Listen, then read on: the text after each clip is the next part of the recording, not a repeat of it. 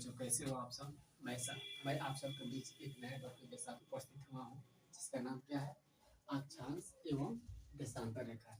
यह एक ऐसी टॉपिक है जो आप भूगोल यानी ज्योग्राफी क्लास 6 से लेकर 12 तक यानी कंपटीशन तक भी कर सकते हैं। जहाँ भी जाएंगे वहाँ आपको टॉपिक देखने को मिलेगी। ज्योग्राफी सेक्शन को लेकर यानी भूगोल सेक्शन जहाँ पे आती है वहाँ यहाँ से क्वेश्चन देखने को मिलेंगे। अक्षांश एवं देशांतर रेखा से देखने को मिलेंगे। चलिए देखते हैं कि अक्षांश और देशांतर रेखा होता क्या है। देखिए, जो है ना, एक पृथ्वी है। पृथ्वी पे इसे कोई रेखा नहीं है। इसका भी कैसी रेखा होती है? एक काल्पनिक रेखा होती है। मान लिया जाता है क्या कि पृथ्वी पे ऐसी रेखा है, तो ये ऊपर वाला होता है उत्तरी ध्रुव होता है, नीचे वाला क्या होता है? दक्षिणी ध्रुव होता है।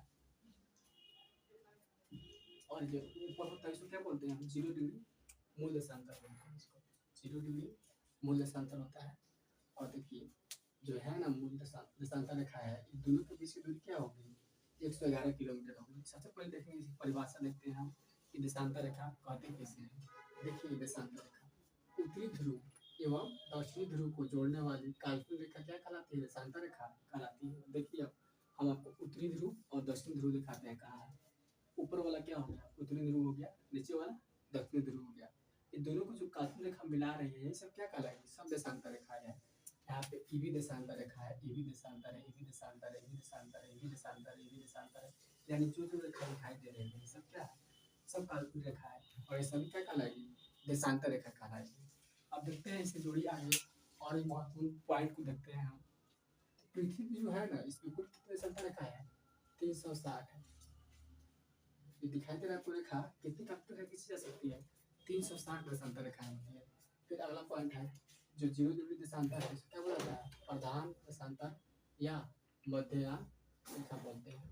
जो 0 डिग्री दिख रहा है यहाँ पे, क्या है? प्रधान देशांतर है या मध्ययान देशांतर बोलते हैं। अगला पॉइंट देखते हैं, 180 देशांतर को अंतर्राष्ट्रीय तिथि रेखा बोलते हैं। आप देखिए, क्वेश्चन बहुत इंपॉर्टेंट है। 180 देशांतर रेखा, तो क्या बुलाता है? अंतर्राष्ट्रीय तिथि रेखा बुलाता है। इसका मतलब कहने का हो गया पूरे विश्व का समय यहीं से ज्ञात किया जाता है। अगला पॉइंट देखते हैं, कुल देशांतर रेखा की संख्या कितनी होती है? 180 होती है। यानी पृथ्वी पूरी ऐसी कितनी रेखा खींची जा सकती है? 180 रेखाएं खींची जा सकती है। फिर अगला देखते हैं, दो देशांतर रेखाओं के बीच की दूरी कितनी होती है? 111 किलोमीटर होती है। जो समझ सकते हैं हम यहाँ पे, यानी यहाँ पे भी 111 होगा, यहाँ पे भी 111 होगा, इसके बीच की दूरी भी 111 होगा, इसके बीच की दूरी भी 111 होगा, इसके बीच की दूरी भी 111 होगा। यानी कि दो देशांतर रेखाओं के बीच की दूरी क्या होगी? बराबर होती है। बराबर कहने का मतलब हो गया 111 डिग्री होती है। यानी सब क्या होगी? सब 111 डिग्री होगी। अब देखेंगे हम देशांतर रेखा की कुछ विशेषताएं के बारे में हम देखेंगे। देखिए, देशांतर रेखा है ना, ये आपको अर्धवृत्त का रूप में दिखाई देता होगा। देखिए क्या दिखाई दे रहा है? अर्धवृत्त का। अर्धवृत्त का होने का मतलब हो गया आपको, वृत्त होता है ना, वृत्त, ऐसे क्या हो गया?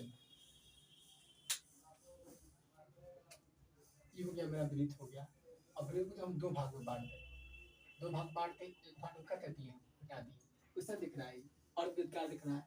तो उसी प्रकार इस फिगर को घुमा के हम देख रहे हैं, ऐसे अगर घुमा के देख रहे हैं तो कैसे दिखेगा? हमको अर्धवृत्त का रूप में दिखेगा। तो एक पॉइंट ये हुआ इसकी विशेषता है कि देशांतर रेखा कैसी होती है? अर्धवृत्ताकार होती है।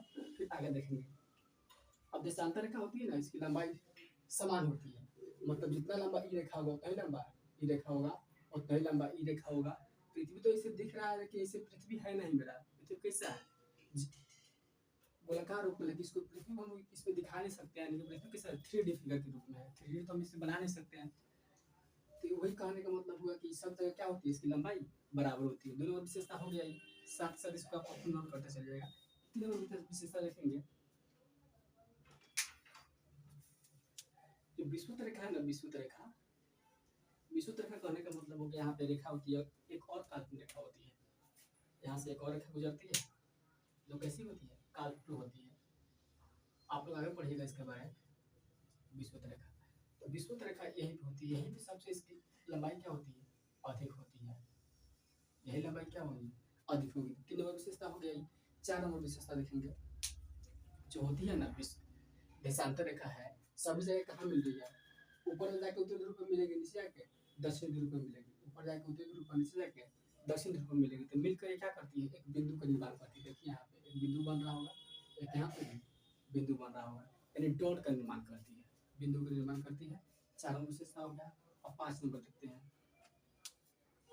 अब देखिए, पृथ्वी पर किसी भी स्थान के बारे में बताना है, कौन सा स्थान कहाँ है, तो आप सुनते होंगे देशांतर, 23.5 डिग्री देशांतर, और अक्षांश सुनते होंगे।